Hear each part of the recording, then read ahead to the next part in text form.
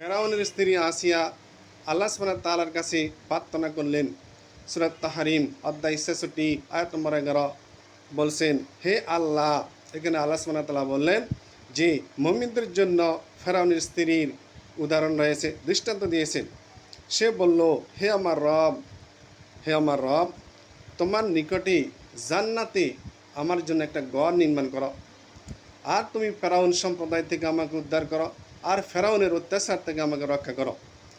তখন হজরতে আসিয়া আল্লাহ সুবহানাহু ওয়া তাআলার কাছে প্রার্থনা করলেন ফেরাউনের অত্যাচার থেকে তাকে রক্ষা করার জন্য। আর তিনি দাবি করলেন, হে আল্লাহ, তুমি আমাকে তোমার সন্নিকটে জান্নাতে আমার জন্য একটা ঘর নির্মাণ করো। আল্লাহ সুবহানাহু ওয়া তাআলা সেই কথা আমাদেরকে জানিয়ে দিলেন। নবী মুহাম্মদ সাল্লাল্লাহু আলাইহি সাল্লামের কাছে ওহী নাজিল করে বললেন, ফেরাউনের স্ত্রী আসিয়া আল্লাহর কাছে প্রার্থনা করেছিল, আর আল্লাহ সুবহানাহু ওয়া তাআলা তার প্রার্থনা কবুল করেছেন, আমাদেরকে জানিয়ে দিয়েছেন। আর সবচেয়ে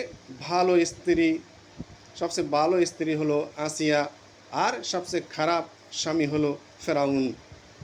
ফেরাউন জাহান্নামের নরকিট হয়ে গেল, আর আসিয়া আল্লাহ তার দোয়া কবুল করলেন।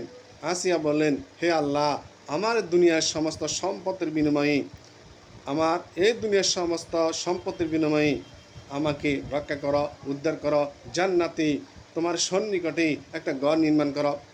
আর সেই সময় আসিয়া ছিল সবচেয়ে ক্ষমতাধর ফেরাউনের স্ত্রী, আর ফেরাউন ছিল সবচেয়ে অত্যাচারী বাদশাহ, নিকৃষ্ট স্বামীদের অন্তর্ভুক্ত, আর আসিয়া ছিল ভালো মানুষ। আল্লাহ সুবহানাহু ওয়া তাআলার কাছে দোয়া করলেন, হে আল্লাহ, তোমার সন্নিকটে আমার জন্য জান্নাতে একটা ঘর নির্মাণ করো।